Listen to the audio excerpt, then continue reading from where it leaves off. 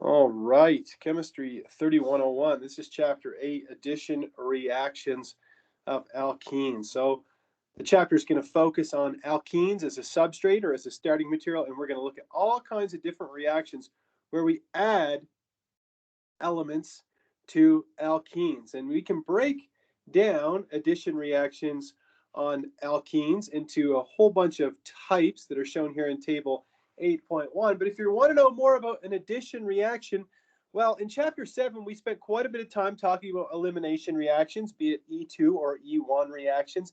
And addition is simply the opposite of elimination. So in an elimination reaction, it's where we were producing an alkene, we were losing something from a molecule to make an alkene.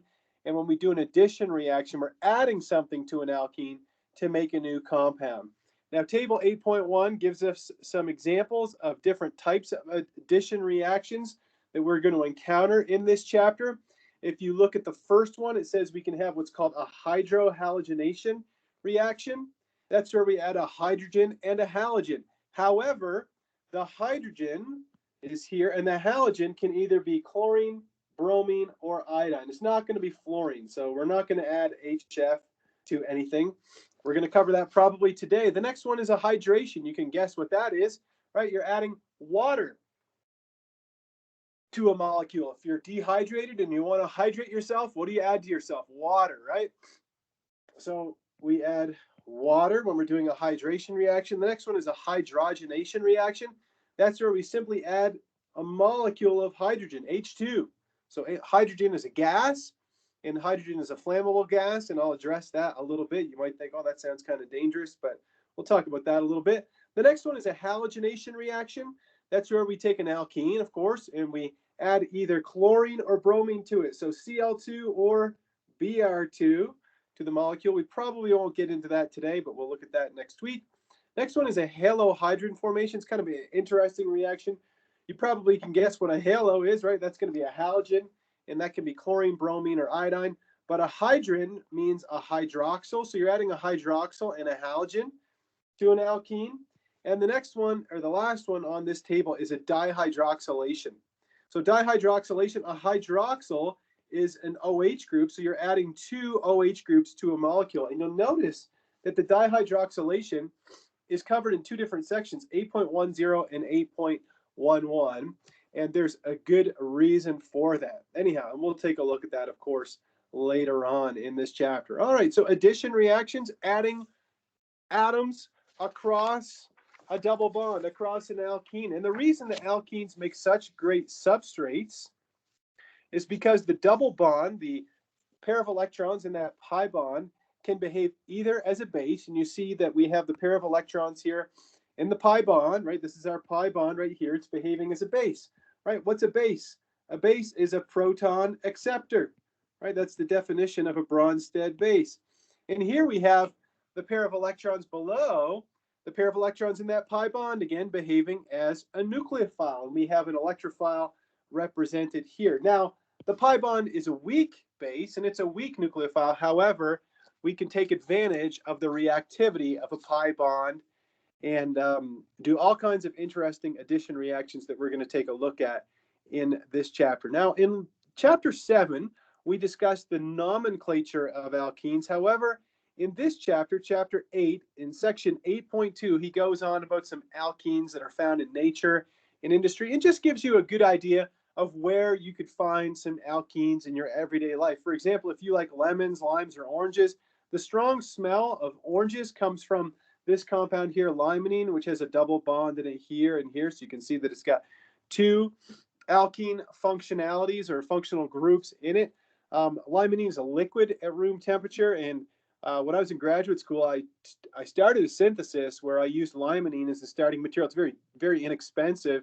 And if you open up the bottle of limonene, it's got a really strong odor of oranges. So finally, I got to work in the lab with something that didn't smell bad. Next one is cholesterol. If you have studied biology, I'm sure you've seen the structure of cholesterol. In fact, I showed the structure of cholesterol in chapter 5 when we looked at all the different stereocenters in cholesterol. But cholesterol also has a double bond in it. So these are just a couple of examples of naturally occurring alkenes. And of course, the textbook goes into some more detail about compounds like geraniol and pinene, and you can take some time to take a look at that. Also, in terms of the synthesis of alkenes, in fact, the two simplest alkenes being ethylene is the simplest possible alkene we can have, and propylene, those are actually formed from the cracking of petroleum, which I'm not going to go into detail about right now. But if you read the textbook, it tells you how much ethylene and propylene are produced in the United States every year. I think that ethylene is something like 200 billion tons or something, and then propylene is 70 billion tons. Either way, it's a big number, okay? It's a lot of ethylene and propylene that are produced, and you can see that ethylene is a precursor for all kinds of interesting compounds, which might not be that interesting to you at the moment, but you can take ethylene and you can make compounds like ethanol that you're all fully aware of. You can make polymers like polyvinyl chloride. I'm sure you've all heard of PVC pipes, and ethylene glycol, which is sometimes used as a coolant. So it's found in antifreeze and automobile antifreeze. Same thing with propylene. Propylene can be used to make polypropylene, which is found in things like polypropylene ropes. What else? Acetone, isopropyl alcohol, which is rubbing alcohol. And then we have down here propylene glycol, which is also a coolant. Anyhow, you can imagine that this is the kind of slide that you could sit here and ramble on about for days. And if you have interest in this, I would recommend that you do some more research on this. But it's just to give you an idea of where we find alkenes in our everyday life. And here we see some uses of alkenes. So alkenes are very, very useful compounds. Well, let's get back to this whole concept of elimination and addition. Right, we talked about elimination in chapter 7, and again, the focus of chapter 8 is going to be addition. But let's take a look at these two reactions. And in fact, addition and elimination are processes that are going to be in equilibrium with one another, okay? And which side of the reaction is favored is going to depend on temperature. If you take a look at the arrow on the top, this represents an addition reaction. Going forward, we have two starting materials. We have an alkene and we have HX, could be HCl, could be HBr, could be HI. So we're doing a hydrohalogenation based off of the first slide. Anyhow, so we're doing an addition reaction here, but we could also do an elimination, right? I'm just going to show you a quick mechanism that you should all be able to draw. If you were to have a base, that could abstract a proton, generate a double bond, right? And you would lose the leaving group like that. That's a concerted mechanism. Anyhow, I'm going to delete that right now because elimination isn't the focus of this chapter. However, we see that these two processes are in equilibrium, addition and elimination. And the question that we want to address is, which one of these processes is going to be favored and when? So in order for us to decide which process is going to be favored and when, and we see that in the slide, it says it depends on temperature. Well, in order for us to determine how this works, we have to take a look at Gibbs free energy, right? And I know that you remember Gibbs free energy from your Thermodynamics chapter in General Chemistry 2. So it says that delta G is equal to delta H minus T delta S. Here they've written it a little bit differently. He says delta G is equal to delta H, which is our enthalpy term, and then plus minus T delta S, which he calls the entropy term. And the reason he kind of breaks it up like this, it just makes it maybe a little bit easier to understand, okay? So what we're going to do now is we're going to analyze this reaction, a generic addition reaction, in terms of the enthalpy and the entropy. So let's take a look at this reaction here. So this is ethylene. That's this molecule here is ethylene. You all know what hydrogen chloride is, right? And then we're going to make chloroethane here. Well, if we analyze this reaction in terms of enthalpy, right? This is something that we did in chapter 6. We looked at bond dissociation energies, and we said that the delta H of a reaction is going to be equal to the bonds broken, the energy of the bonds broken, subtract the energy of the bonds formed. And the whole point here, again, this is just a review of chapter 6, is when you do this reaction, you're breaking a pi bond, you break a pi bond and a sigma bond, and you end up forming two new sigma bonds. Now, a pi bond is weaker than a sigma bond. You can see that the pi bond is the weakest of all the bonds in here. And so this ends up being an exothermic reaction. Well, you remember that when delta G, Gibbs free energy, is negative, that's going to be a spontaneous reaction. But you should also remember from your thermodynamics that Gibbs free energy doesn't solely depend on the enthalpy of a reaction. It also depends on entropy. Now, entropy is going to be even easier for us to discern, because the entropy is simply, we evaluate the entropy simply like this. We look at the starting materials. We have two molecules. Well, we can arrange those molecules in more ways than we could arrange one molecule. So basically, the entropy is decreasing. Right? We're going from two reactants to one product. So if you think about microstates, anyhow, I'm not going to get into microstates right now, but anyhow, the idea is that disorder is decreasing, right? We're going from something that's more ordered. We're going from two molecules to one molecule. And that's all. That's the whole analysis of entropy for this reaction. Now, if we put those two together, okay, if we put those two together, we have the formula, which is delta G is equal to delta H minus T delta S. Now, we said that our delta G, or sorry, that our delta H is negative, right? Because we said it's an exothermic reaction. So if we have minus T, T is an absolute temperature in Kelvin, so T is always positive. And if our entropy is decreasing, that's a negative number. So written another way, I could say we have our delta G is going to be a negative number, subtract a negative number. Okay, subtract a negative number.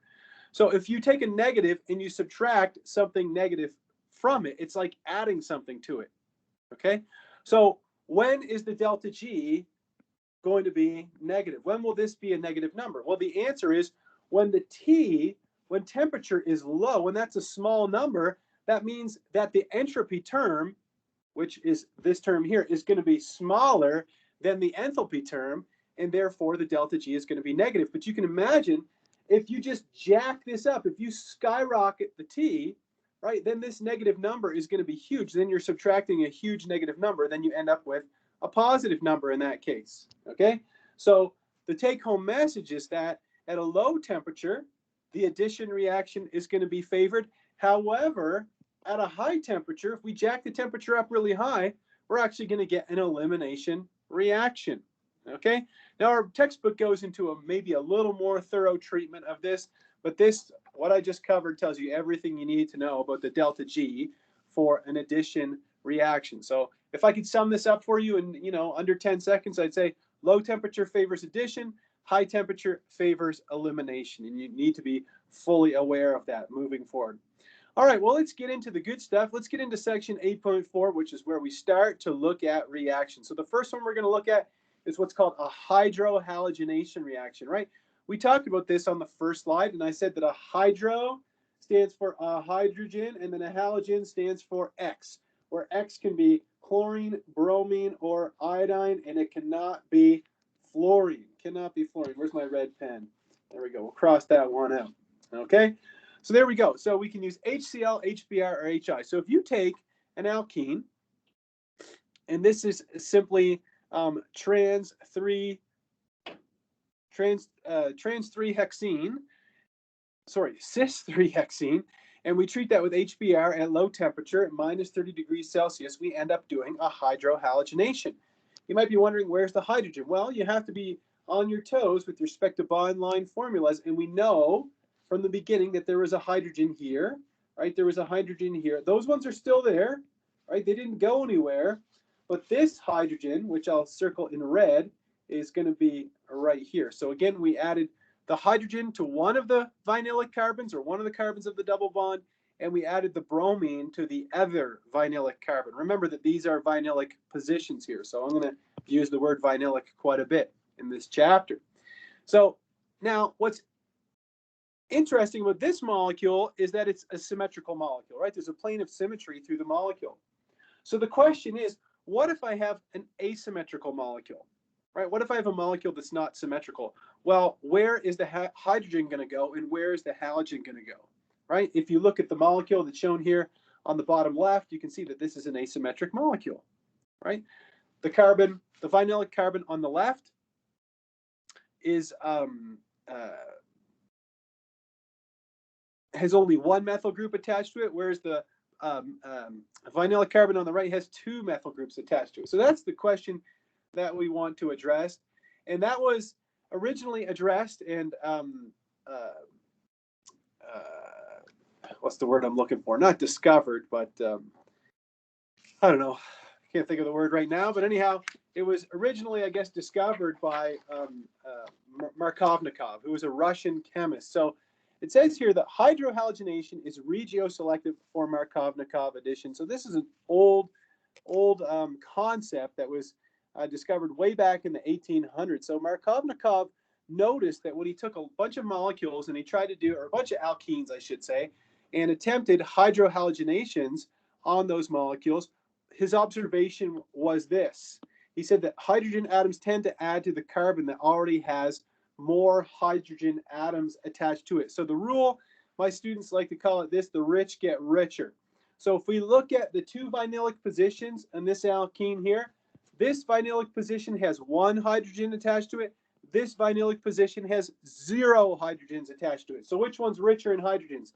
This one here is richer. So that's the one that's going to take the hydrogen from HBr in this case. Okay, that's the rule. That's Markovnikov's rule. Now, if you're wondering, jeepers, there's an easy rule, but is there a rationale for that rule? Absolutely there is, and we're going to take a look at that. But before we take a look at the rationale for what's called, again, Markovnikov addition, the rich get richer, the vinylic carbon that possesses the most hydrogens is the one that's going to take the hydrogen from our HBr, HCl, or HI. I want to talk about what's called anti-Markovnikov addition. So what happened is Markovnikov, I mean, this is a long time ago. When Markovnikov was doing this chemistry, he found that when he did a hydrohalogenation with HBr, that the regioselectivity was sometimes reversed, meaning that the hydrogen went on the carbon that had the least hydrogens attached to it. So that's called anti-Markovnikov addition. And he and other scientists proposed all kinds of rationales as to why this occurs. And they thought that it might even have something to do with the phases of the moon, and all kinds of other, conjectures were thrown out there. But what they actually figured out is that it had to do with the purity of the reagents. When the reagents that they did the reaction with were purified, they only got this regioisomer. They only observed the Markovnikov addition, the rich getting richer. However, when the reagents were not purified, when they had maybe been sitting around for a while, or they hadn't taken the time to simply purify them, they observed this opposite regioselectivity. And so what he and other scientists did is they said, what is the impurity? Or they asked the question, what is the impurity that is causing the anti-Markovnikov addition? And they found that it's an alkyl peroxide. So this is a peroxide. Now, I know that you've all heard of H2O2, right? H2O2, if you draw the Lewis structure of H2O2, it looks like this. So this is hydrogen peroxide. But if you have an alkyl peroxide, it's ROOR. So that, again, would have the exact same Lewis structure. And we're not going to worry about what the R groups are at the moment.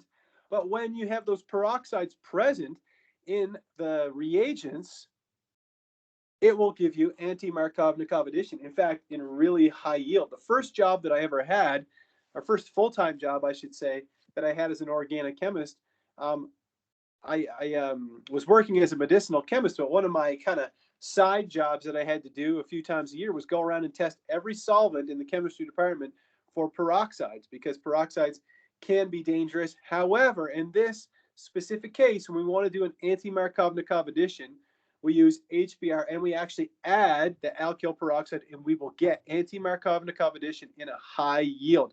Now, the mechanism for this reaction will be discussed in detail in chapter 10. So we'll put here mechanism in chapter 10. So if you want to read ahead, if you're like dying to find out how this mechanism works, it's a radical mechanism. Now, you don't need to know this mechanism in this specific chapter. However, you do need to know this reaction. One more thing I'll point out about anti-Markovnikov addition is that it only works with HBr, okay? Anti-Markovnikov addition doesn't work with HF, it doesn't work with HCl, and it doesn't work with HI. So the only time you're going to see anti-Markovnikov addition is with HBr. It doesn't work with those other molecules, and there's a good reason for it. And again, that will be discussed in chapter 10. So how would I summarize the last 5 or 6 minutes of me rambling on to you? It would be summarized right here. If you start with an unsymmetrical alkene, you see that we have isobutylene here. The vinylic carbon on the left has 2 methyl groups attached to it. However, the vinylic carbon on the right has 2 hydrogens attached to it. right? So when we do Markovnikov addition, the one on the top with just HBr, the rich are going to get richer, right? The other hydrogen, the hydrogen that's in black in the HBr, went there, and the bromine went on the other carbon. If you want to put Markovnikov addition another way, you can say that the halogen is going to go on the most substituted carbon. That works too. And then when we have anti-Markovnikov addition, it's just the exact opposite, okay? So the carbon that has the most hydrogens is the one that's going to take the halogen in that case. And the way we do that is just by taking HBr and adding a peroxide to it, okay? These are two reactions that are going to come up almost Avogadro's number of times between now and your, the day you decide, okay, I'm done with organic chemistry, I don't have to worry about organic chemistry anymore or something like that. Okay, very important reactions that come up over and over and over. So with that in mind, let's take a look at some questions here. It says, draw the expected major product for each of the following reactions. Well, if I look at the alkene here, I have the two vinylic carbons in my alkene. You see that this carbon has no hydrogens attached. However, this carbon has one hydrogen attached. Right, so we're going to end up doing a Markovnikov addition because we have HBr, we have an alkene, and we don't have any peroxide. So we're going to get Markovnikov, which I'll just abbreviate with Markovnikov addition. Okay, so let's draw what the product would look like, and it'll look something like this, where we still have our methyl group here, and we're going to have our bromine over there, like that. Yes, the blue hydrogen is still there. Yes, the hydrogen that came from the HBr is there, okay? But we're professionals. We like to leave that stuff out. We like to draw beautiful bond line structures. So I'll just copy that and paste it over there and say, the real professional way to draw this is that you eliminate, hydrogens that you don't need, okay? So we end up with this one methyl or one bromo, one methyl cyclopentane in this case. All right, so I'm going to highlight the two carbons here. I'll highlight one in yellow and the other one in green. Could anybody tell me which one of these carbons would be the one that takes the hydrogen from HBr? Could anybody tell me which carbon would take on the hydrogen? Green or yellow? Yeah, it's going to be the green one, absolutely. Because the green one possesses a hydrogen, right? This carbon actually does have a hydrogen, whereas this carbon has no hydrogens attached to it, okay? So since we have a hydrogen here, that is the carbon that's going to take on the extra hydrogen from the HBr. So we're going to have something that looks like this, and we're going to have our bromine right here like that. The last one, and I'm sure you're all getting the idea, this was a Markovnikov addition as well. And this one is going to be a Markovnikov addition as well. So just a bunch of practice with Markovnikov addition. And so here we have one vinylic hydrogen on this double bond. On this carbon, there are no hydrogens, and so we're simply going to get this molecule here like that. There's something that you might notice that's in common with all of the products here. You might have noticed that each one, so all are achiral molecules, right? This isn't a stereocenter, that's not a stereocenter, that's not a stereocenter. No stereocenters anywhere here. So a logical question might be, what happens when I have a stereocenter? Yeah, well, we'll take a look at that. But before we do that, now I want to slow down and take a look at the mechanism. So you need to know the mechanism for Markovnikov addition. And the mechanism is a two-step process. We have a proton transfer and a nucleophilic attack. That's it. Those are the two steps. Remember, I told you that the double bond, the alkene, the pi bond, the electrons in that pi bond can behave as a Bronsted base. Here you can see them behaving as a proton acceptor. Now, a little nuance that Mr. Dion likes to do, and this is just something I do by habit, but I've been doing organic chemistry for a long time, is that when I draw that first curved arrow where I show the proton transfer, what I do is this. Instead of just drawing from the pi bond over to the hydrogen like this, I like to draw the curved arrow going through the vinylic carbon where the hydrogen is going to be attached to. Right, so since I drew the curved arrow going through this carbon, that tells me that's the carbon that's going to take the hydrogen. All right. It's just a habit that I've gotten into, and I just find it easier to think about it that way. Okay. So what happens after that proton transfer is, look, we end up with a beautiful carbocation. So we have a carbocation, that's a good electrophile. We have a good nucleophile. There we go. We get a nucleophilic attack, and we end up with our alkyl halide over here. That is the mechanism. You need to know this mechanism, okay? You need to know the mechanism of hydrohalogenation. Let's take a look at what the reaction coordinate would look like for the hydrohalogenation. And you can probably guess that the rate determining step is going to be the formation of the carbocation. Right? It's such a high energy intermediate. So the step, again, with the highest activation energy is the rate determining step is going to be the proton transfer, or, sorry, the formation of the carbocation. Either way, it's the same thing. But this is going to be, this step here will be our rate determining step. Okay, I went over some rate determining step concepts with you in chapter 7 that are important, and this is going to be important for you as well. All right, there we go. So reaction coordinate diagram for the Markovnikov addition of HBr across this alkene. All right. Well, now, why would the alkene react to give you this Markovnikov regioselectivity? Why do the rich get richer? Why does the carbon, the vinylic carbon with the most hydrogens, why is that the one that takes the hydrogen? Well, if you look at the anti-Markovnikov pathway and you compare it to the Markovnikov pathway, you can see that it becomes very abundantly clear quickly, okay? If we did this reaction via an anti-Markovnikov pathway, so that would mean that you'd add the hydrogen here, right, to the vinylic carbon that has the least hydrogens. You end up with this carbocation, okay? The secondary carbocation, well, that's okay, right? But what happens if you do the Markovnikov pathway? If the carbon, the vinylic carbon that possesses the most hydrogens takes on the hydrogen, you end up with, in this case, a tertiary carbocation. So it's simply this.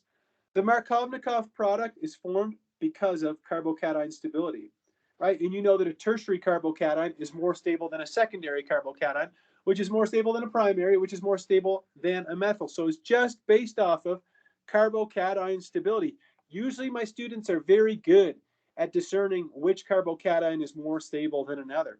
So the rationale for Markovnikov addition is usually not that much of a stretch for organic chemistry students. Give me a thumbs up if you follow me on just the concepts around Markovnikov addition. You might need some practice on drawing the curved arrows, but if you're like, heck yeah, it makes sense.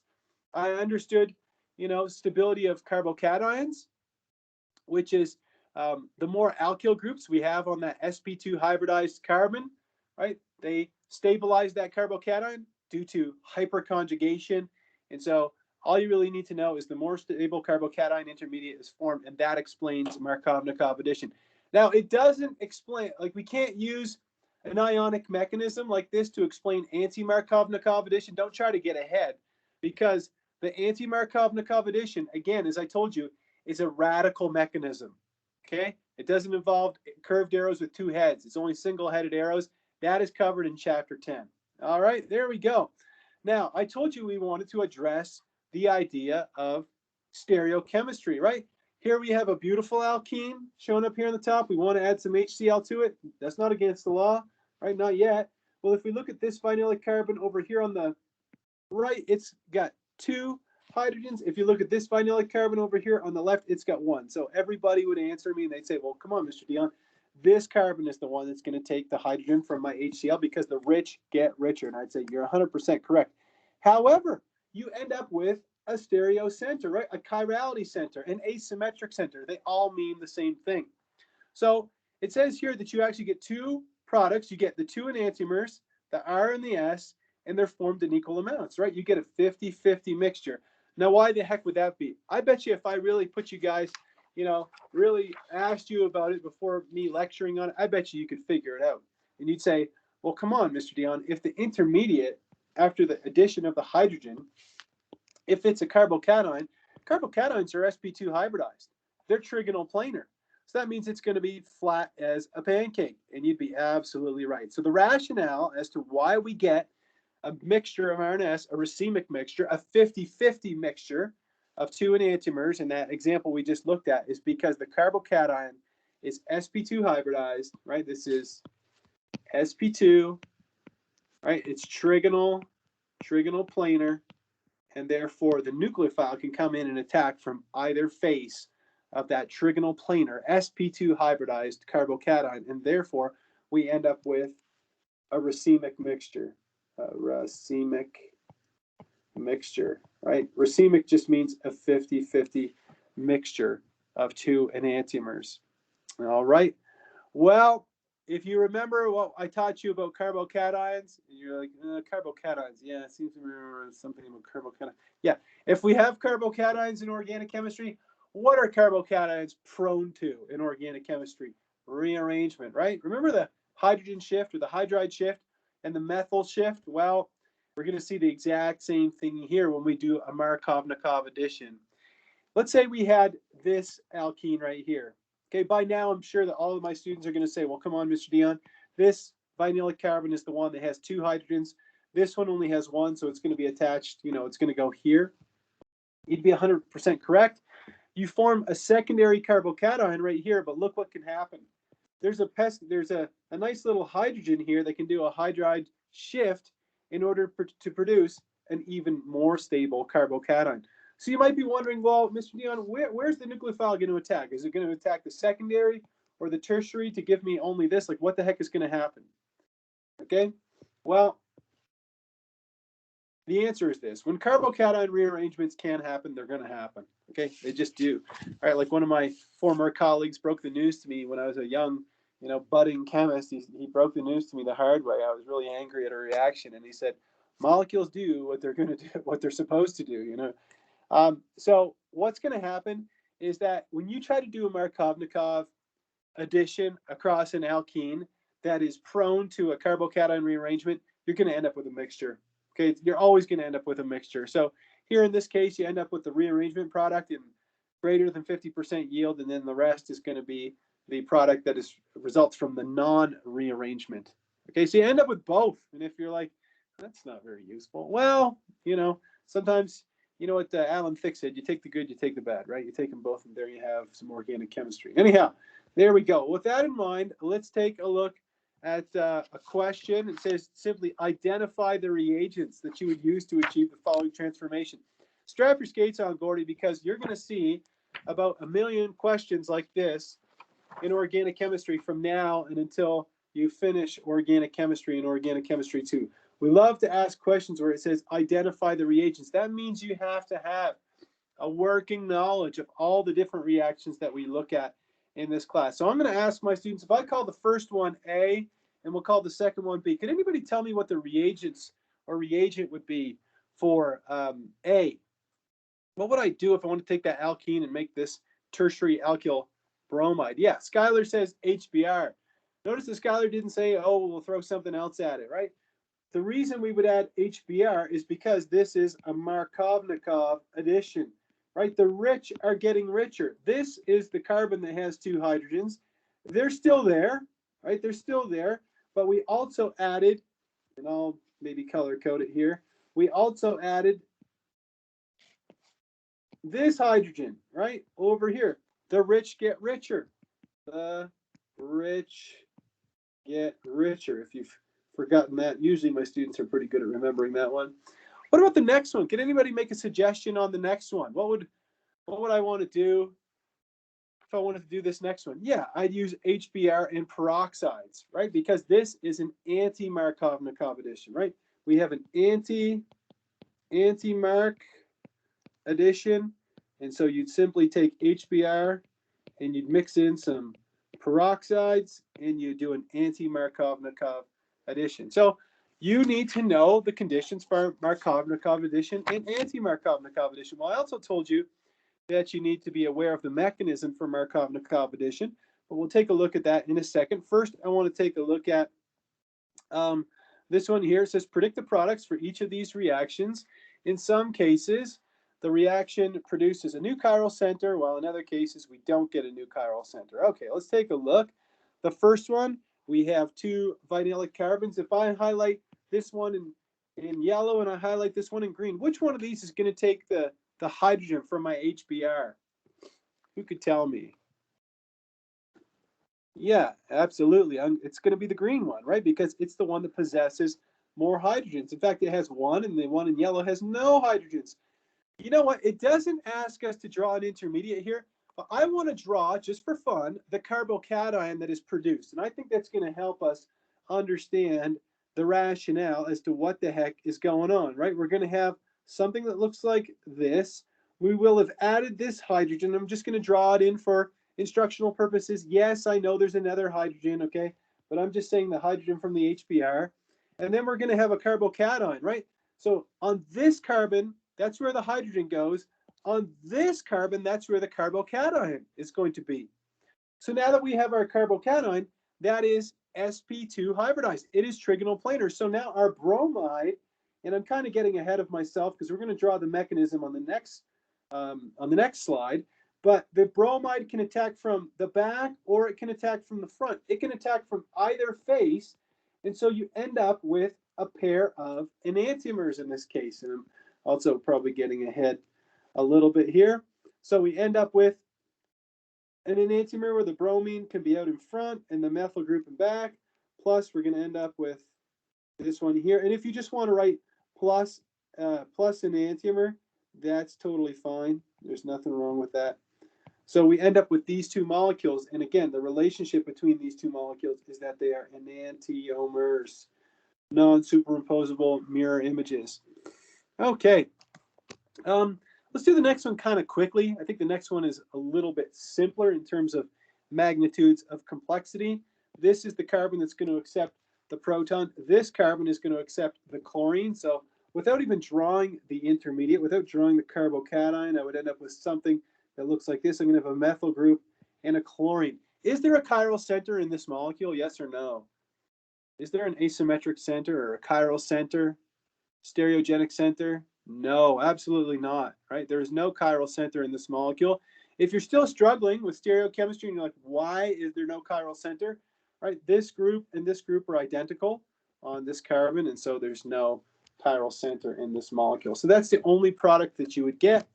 Let's draw the next one. Let's draw the intermediate that would be formed. Again, this is the vinylic carbon that's going to accept the hydrogen. And so you'd end up with this carbocation where you have the positive charge here. You have your two methyl groups here. And then your iodide can attack from either face of the molecule.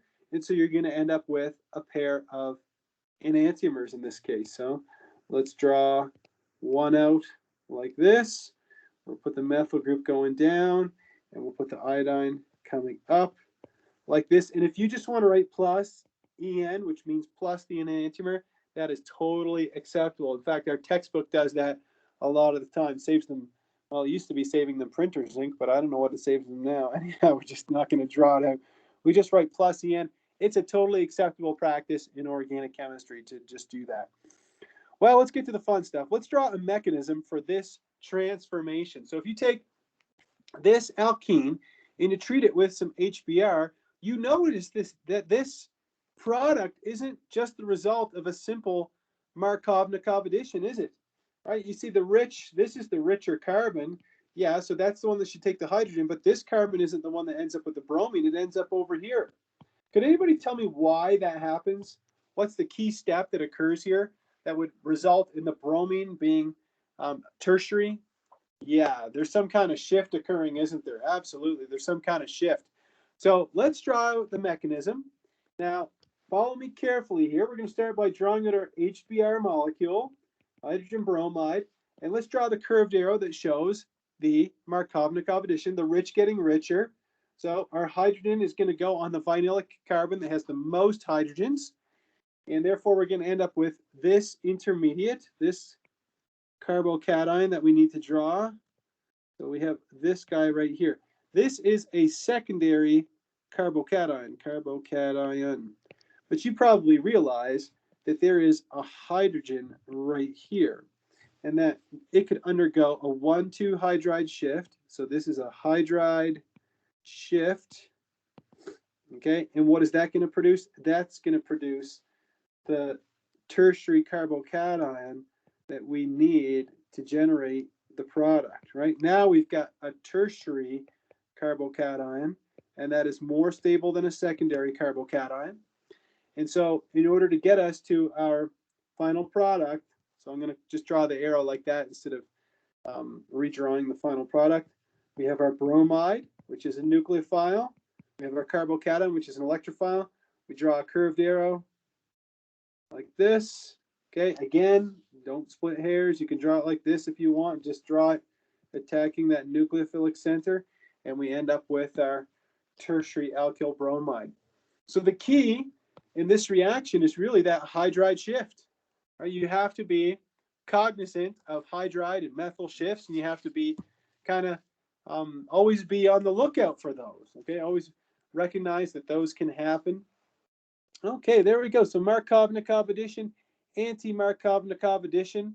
So we've looked at hydrohalogenation. So we've really covered the first reaction that was on that first slide where we looked at all the different types of addition reactions we're going to look at in this chapter. Well, now we're going to move from hydrohalogenation to a hydration. So now we're just going to add water to a molecule, right? A hydration, just adding water. The components of water are a hydrogen and a hydroxyl, right? If you draw the Lewis structure of water, you can think about it as being H and an OH. So on one of the vinylic carbons, we're going to add the hydrogen. On the other one, we're going to add the hydroxyl. And the good news is, if you understood Markovnikov regioselectivity, when you take an alkene and you treat it with an acid, hydronium, a molecule of hydronium, okay, it's going to react with Markovnikov regioselectivity, right? The rich is going to get richer. This is the carbon that has one hydrogen. This carbon has 0. So the carbon, the vinylic carbon on the left is the one that's going to take on the hydrogen, and the other one is going to take on the hydroxyl, right? Remember, we're not adding a whole hydronium molecule. We're adding water, which is H and OH, and the way that we do that is by using hydronium, okay, as our acid catalyst. Now, it says here that, or as our acid, it says that sulfuric acid is typically the acid catalyst used. You could either write hydronium over the reaction arrow like that. There's nothing wrong with that at all. You could write it like this. You could say, okay, well, I'm taking the alkene and I'm putting it in water with sulfuric acid. The square brackets represent a catalytic amount of sulfuric acid. And if you're wondering, what do you mean by catalytic amount? Well, what happens when you take sulfuric acid, H2SO4, and you put it in water? You have an equilibrium between the hydrogen sulfate ion and hydronium. Could anybody tell me which side will this equilibrium lie to? Will it lie to the left or to the right? It's a very important question. Will the equilibrium lie to the left or to the right? Definitely not going to be the left. It's going to lie hard to the right. Okay? So this is why you need to be aware of the other chapters that we looked at. Remember, we looked at what's called the leveling effect. The leveling effect. The pKa of sulfuric acid is what? It's around -9. The pKa of hydronium is around -1.7. So the equilibrium is going to lie to the side of the weaker acid. That's the leveling effect. So that is why we just write H3O+. I have worked as an organic chemist most of my life, okay? And I've never seen a bottle of H3O+ sitting on a shelf. But from my general chemistry, I know that when I mix water in a strong acid like sulfuric acid, that what I actually have in solution is mostly going to be hydronium molecules based on the leveling effect. And that's why organic chemists rarely write this kind of stuff out. They will usually just write H3O+ when we're talking about synthesis. Okay? So Markovnikov addition for a hydration reaction, it's acid catalyzed. We can use sulfuric acid as a catalyst. There's other acids we could use as a catalyst. Things like para-toluene sulfonic acid, which I mentioned briefly in the last chapter, that could be used as a catalyst. Okay? That's enough about that. Now, what about the rate of reaction on an alkene? I want to address that with you. And, you know, this is a perfect example of how organic chemistry is logical. If you look at the rates of hydration, okay, on these different alkenes here. Here we have ethylene, This is ethylene, then we have propylene, then we have isobutylene. Look at the difference in the rate of reaction. We go from 1 to 10 to the power of 6 to 10 to the power of 11. So you see that the rate of reaction increases by many orders of magnitude as we increase the substitution on that double bond. Now, why would that be? It's because the mechanism or the reaction proceeds through a carbocation intermediate, right? This is just proving that the reaction occurs through a carbocation intermediate. So instead of me just saying, that's what happens, just deal with it, you guys, I'm going to say, it happens, and here's the rationale. If you look at the relative rates of these reactions, right? Because we know that if we had ethylene and we did a Markovnikov addition, which there's no regioselectivity here, but you'd end up with a primary carbocation, which is super unstable. If you did it here, you end up with a secondary, but if you do it here, you end up with a tertiary. So again, the mechanism of this data is consistent with the mechanism that proceeds through a carbocation intermediate. So now let's get into the details of that mechanism. All right, here's the mechanism for the acid-catalyzed hydration of an alkene.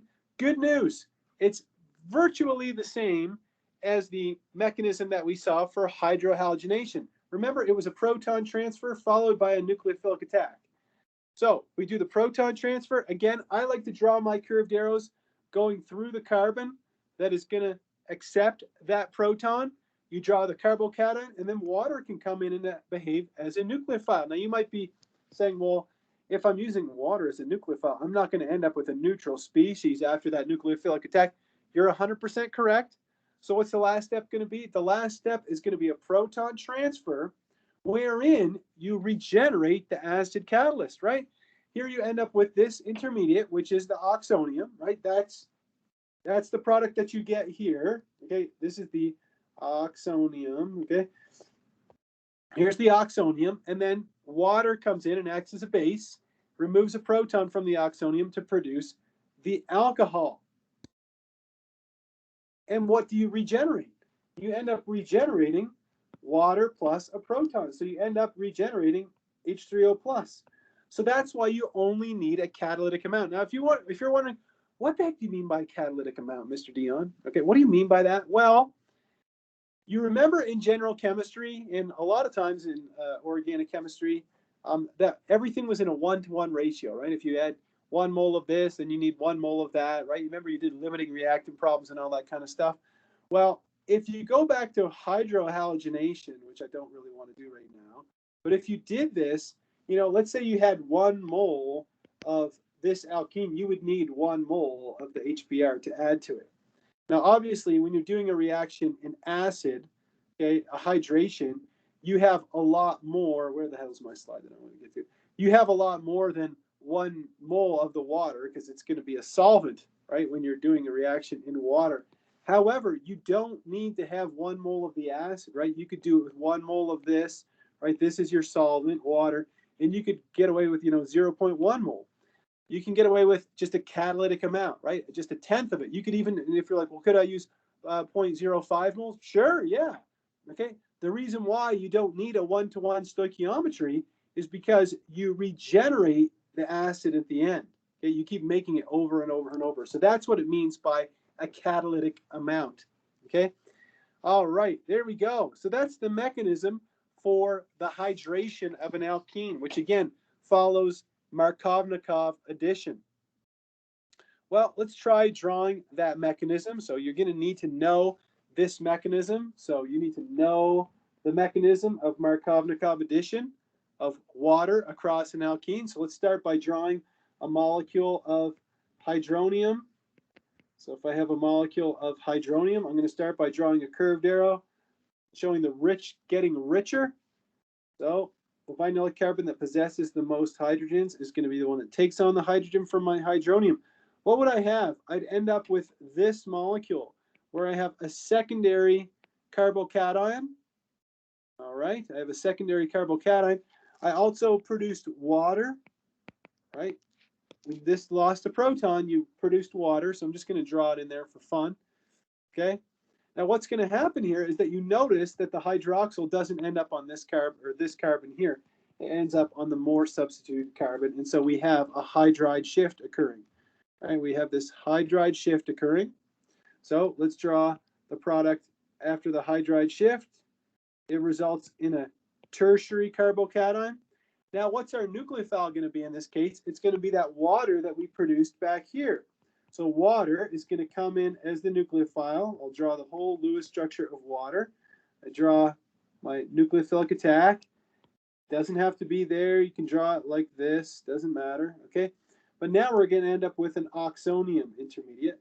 So let's draw what the oxonium will look like. We have our oxygen.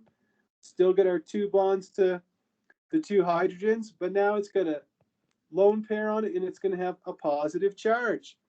So what's going to be our last step? In the last step, we have water, another molecule of water that's going to come along, and it's going to pull off this proton. Notice that I just drew the H2O like this. I wrote it out like a molecular formula. Our book probably doesn't do that a whole lot. He probably always writes out the whole Lewis structure every time, like this. And that's going to give us her product. Plus, we'll end up with a molecule of H3O plus. So you see how we regenerated this in the last step. If you're wondering, where is this coming from, Mr. Deal? It's coming from right here, right? You took water and you added a proton, so you're going to end up regenerating the acid catalyst. Okay? This is a mechanism you've got to be aware of. I'm fully aware that on account of the pandemic, that the quizzes are multiple choice, and so I'm not asking you to draw curved arrows during the quizzes, but if you don't perfect this now, it will make organic chemistry 2 in the fall very difficult, okay, if you haven't practiced drawing curved arrows, you know. And I've taught organic chemistry for a long time. I've seen everything with respect to curved arrows. I've seen some really crazy stuff, but there's nothing that's sadder when you've taught somebody organic chemistry for months, and you see them drawing, I remember seeing arrows like this before and being, what is that? Like this is impossible. How would a person even come up with that? Okay. So just be aware. I'm going to ask you in the fall, if you take this class with me, I'm going to give you paper quizzes, and I'm going to ask you questions about mechanisms for sure. I'm going to get you to draw some curved arrows. So make sure you master that now. All right, let's talk about the thermodynamics of a hydration reaction, because you might remember from the last chapter, chapter 7, that we actually took an alcohol, we treated it with sulfuric acid, and we ended up with an alkene. Remember that? Chapter 7. Yeah, I taught you that. I said it was an E1 mechanism, and we went over that in detail. So you might be wondering, well, why the hell can I take an alkene and make an alcohol? Which is which? When is it going to happen? Well, in fact, these reactions, the addition reaction and the elimination reaction, they're in equilibrium with one another. But we can take advantage of Le Chatelier's principle, or we can exploit Le Chatelier's principle to control the equilibrium. Now, Le Chatelier's principle is that a system that's at equilibrium is going to adjust in order to minimize any stress that is placed on that system. Put another way, if you do this reaction, if you take the alkene and you put it in water and you have a little tiny bit of sulfuric acid, right? You have mostly water, right? Mostly water. Well, what's that going to do? If you have mostly water, it's going to push the reaction in this direction, okay? So that means you're going to end up with the alcohol. So if you want to do a Markovnikov addition of water across an alkene, you're best to do it with dilute acid. So it says here dilute sulfuric acid. You could put dilute H3O plus, whatever. It doesn't matter. Now, what if you wanted to do the elimination? If you want to do the elimination, you're going to put a lot of acid in, a lot less water. So that means the concentration of this is going to be low, and that's going to push the reaction in this direction. Okay?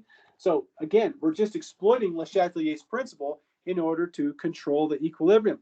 I'll be frank with you, probably a lot of my students just simply memorize that if you use dilute acid, you end up with the alcohol. If you have concentrated acid, the alcohol is going to be converted to the alkene, and you're going to end up with the Zaitsev product, the most substituted alkene. However, the greater understanding that you have of this, the easier it gets, right? The more understanding you have about anything, the easier that it gets. Something that I'll just kind of throw out there, if I was in Centennial Hall with you guys, I'd show you this on Google, but I'm not going to do it because I'll probably screw it up on my tablet. But there's another way to do this besides just using concentrated sulfuric acid. If you want to push the reaction in this direction, another thing you can do is just remove the water. And the way that you remove the water is you use something called a Dean-Stark apparatus. Okay, if you just take Google and you type in Dean-Stark, you're going to see a picture of this interesting piece of glassware that can be used to remove water from this very type of reaction. Anyhow, so you're going to see, and if you're like, well, am I going to see this ever again? Yeah, you're going to see the addition of water using dilute acid, and you're going to see using concentrated acid all the time to make an alkene. Okay. All right. Well, let's talk about the stereochemistry of the hydration, and you can probably guess that it's analogous to that of hydrohalogenation for the same reason, right? What's that same reason? That same reason is that it proceeds through a carbocation intermediate, right? You end up with that sp2 hybridized carbon, right? If we draw the intermediate that's going to be formed here, it's going to be this, where you have the sp2 hybridized carbon. And so the water can come in and it can attack from either face of the molecule, so such that in this case you end up with a racemic mixture or a 50-50 mixture of these enantiomers. Well, that covers hydration. We've taken a look at hydration. So now we've covered the first two reactions. We covered hydrohalogenation, section 8.4, and hydration, section 8.5. Okay? Up until now, read my lips, every mechanism that you've seen, you are responsible for. You need to know every mechanism that we have looked at up to this point. When we get to section 8.6, which deals with what's called oxymercuration-demercuration, you do not have to know the mechanism of oxymercuration-demercuration. Meaning, I'm not going to quiz you on it, ask you to draw out the mechanism of oxymercuration-demercuration.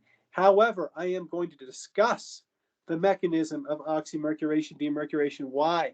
As I told you at the very beginning of this class, the greater understanding that you have of mechanisms, and this mechanism is covered in our textbook, the greater understanding you have of it, the easier the rationale becomes. You'll understand why it reacts the way it is, or the way it does. So let me just address something that occurred in the last sections, okay? When we did a Markovnikov addition in the last two sections, what did we see? We saw that we ended up with a carbocation intermediate that could undergo a rearrangement. So the only purpose, in my opinion, behind, or the best purpose behind oxymercuration-demercuration is this. Read my lips, okay? It's to do the Markovnikov addition of water, but it avoids any carbocation rearrangements, okay? So if you just want to avoid carbocation rearrangements altogether, you do an oxymercuration-demercuration, which is a two-step process, okay? And you have to be clear when you write this out. You can't just say, throw a bunch of things on the table. You've got to say, first step is this compound here, HgOAC2. That is called mercury 2 acetate. Okay, that's one way of naming it. What we usually call it is mercuric acetate. Okay, which is the older way of naming it. It's not the stock system, but the common name is very common. So we usually call it mercuric acetate. So you take first step, mercuric acetate in water, and then the second step, okay, you use NaBH4, which is called sodium borohydride. Okay, so oxymercuration-demercuration. What's borohydride? The purpose is to do a Markovnikov addition of water across a double bond and avoid carbocation rearrangements. What are the steps? Step 1, mercuric acetate in water. Step 2, sodium borohydride, right? If you were to take this alkene and just simply treat it with H3O+, right, you'd end up with this carbocation, which can undergo a methide shift, right, to give you this guy, okay? And then after nucleophilic attack of water in the proton transfer, you'd end up with this tertiary alcohol, okay? You'd end up with that probably in greater yield than this guy. And so, again, I repeat myself for probably the third or fourth time. If you want to avoid carbocation rearrangements, you have to use oxymercuration-demercuration conditions. Now, you might be really cheeky and say, well, why don't I just use this all the time, Mr. Dion? Why don't I just always use this? So that way I never have to worry about carbocation rearrangement. So let me tell you the unvarnished truth, which is that I worked as an organic chemist most of my adult life. You've probably never heard that before. But the only time I would get mercury out, the only time you want to be messing around with mercury is when you have to. Okay, mercury is toxic. It's hard to dispose of mercury. And so the only time you would use this reaction is when you have to. Okay, it's not like the 60s or whatever when people used to play with mercury. I knew a guy whose dad was a chemist. He used to go to the lab with him when he was a little boy, and his dad would just give him a ball of mercury to play with. Well, we don't do that anymore. Okay, so that is when we would use oxymercuration-demercuration. So this is just showing you some details about the mechanism. Right, first part here shows you what happens if you just do a hydration or a hydrohalogenation. The first step is the proton transfer. Okay, you generate a carbocation. However, what happens in oxymercuration-demercuration, and this isn't in my slide, so I'd have to write it out, but you start out with the mercury 2 acetate, which is the mercuric acetate, and it breaks apart. Okay, it breaks apart to give you an acetate ion plus you end up with mercury with a positive charge. Okay, like this. You end up with this intermediate here, which is really strongly electrophilic. So we'll put here good electrophile. So that causes the pi bond to behave as a nucleophile, and you produce this intermediate. So again, I'm not going to ask you to draw this mechanism, this thing here. However, I want you to know what a mercurinium ion is. So a mercurinium ion, it's almost like it's a resonance structure, between these. It's not almost, it's almost a hybrid is what I meant to say, of these two resonance structures here, right? Where you have the most stable carbocation, okay? But then you have this pair of electrons which can dump into that carbocation to form a bond here. So it's almost like you end up with this tricyclic mercurinium species right here, okay? Now, based off of the mercurinium ion, we can understand why we get Markovnikov addition, okay? So if you have the mercurinium ion, right? Think about it. Here's your mercurinium ion. You get a positive charge. That means it's going to be pulling electron density towards itself in both of these bonds. Well, which one is going to be more comfortable accepting that dipole? It's going to be the one that has the most substitution on it, because that one is going to be most comfortable with a positive charge, right? It's a more stable carbocation, right? And so the nucleophile is going to attack with the more substituted side, okay? That's all there is to it. Now, the last step is to remove this part, okay, using sodium borohydride. That kind of happens like magic in a way, because it's a free radical mechanism, and we haven't looked at free radicals yet, okay?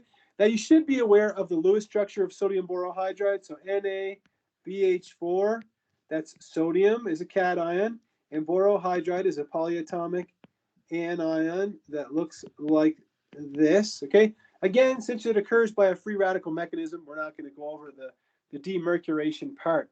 And I'm not even sure if it's completely understood.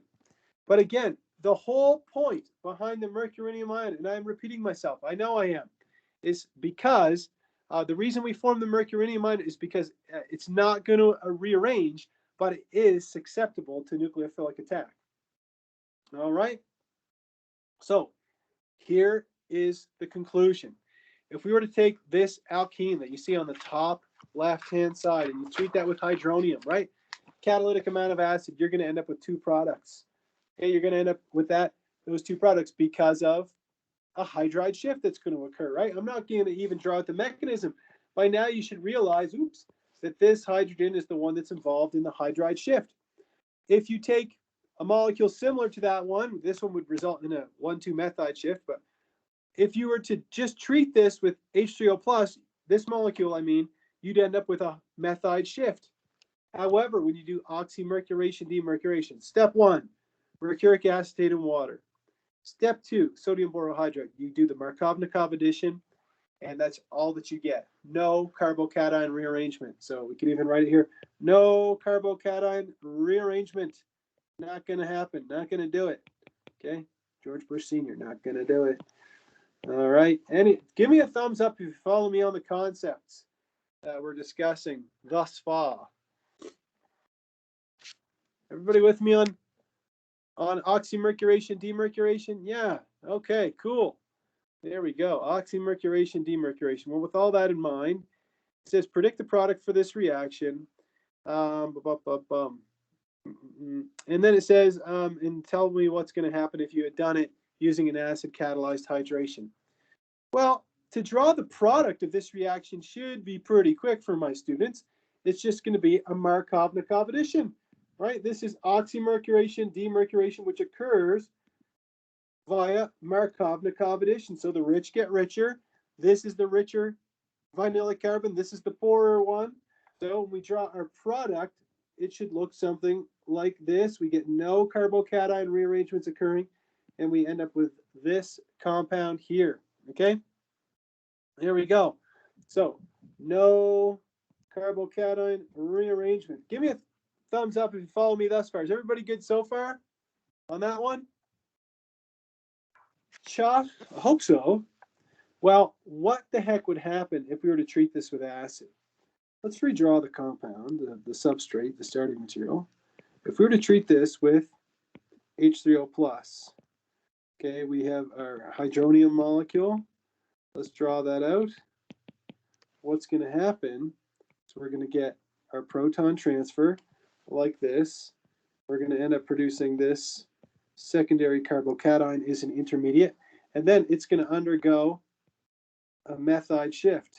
So this is a methyl shift. I know I'm saying sometimes I call it a methyl, sometimes I call it a methide, don't I? Well, either one is okay. So this is our 1,2 methyl shift, and then we're going to end up with this intermediate. All right, we're going to end up with this guy with our carbocation here. Well, now water can behave as our nucleophile. So we'll draw a molecule of water. It does a nucleophilic attack. We end up producing an oxonium intermediate. It's going to look something like this. Oops. Glasses. Need a new prescription. There we go. So this is our oxonium ion. And then in the last step, another molecule of water is going to come in, behave as a base, and it's going to remove this proton so that we would end up with this compound. Okay. Plus, we're also going to regenerate the acid catalyst. Okay. Now, again, we would probably get some of the product that comes from, we'd probably get some of this as well, but we would end up with a mixture. So that's the concept. Okay. Again, oxymercuration-demercuration helps us avoid carbocation rearrangements. Well, it's 911, so that brings us to hydroboration oxidation. Now, we have class, what's today, Friday? So we have class on Monday and Wednesday. And what I would like you to do before then is to take the time this weekend and read through the remainder of the chapter. Look over these interesting reactions. This one here, a hydroboration oxidation, which you see is also a two-step process. It requires this, interesting plethora of molecules here. So I want you to take a look at that. Hydroboration oxidation, quite a bit of information there, very important reaction. Then we're going to talk about catalytic hydrogenation. So that's where we just add H2, or you can read in our textbook, there's a little blurb about saturated fats and unsaturated fats and trans fats and cis fats, and it'll help you understand where trans fats come from if you're afraid of trans fats. What else? So after that, catalytic hydrogenation. Talk about that for a while. Then we get into probably, arguably, my favorite reaction in this chapter, which is halogenation, which we can do with chlorine or bromine. And we look at the mechanism for this reaction, which is a really cool one, halogenation. Then after that, we talk about halohydrins. If you understand halogenation, halohydrin formation isn't much of a stretch. So that one's pretty quick usually. Very exciting chemistry. And then, as I told you, dihydroxylation, there's two sections about that. Section 8.10 and Section 8.11. So they deal with what are called anti and syn dihydroxylation. So you need to know quite a bit about dihydroxylation. Oh yeah, there's another one here, which is oxidative cleavage. So I'll teach you about that. There's a really cool skill builder. It's skill builder 8.8, I think. It's it's probably the coolest skill builder in the entire book, and you'll see why when you read it. And then the last part deals with just predicting the products of all these different addition reactions. And so where you're trying to get to at the end of this chapter is where? Is right here, okay?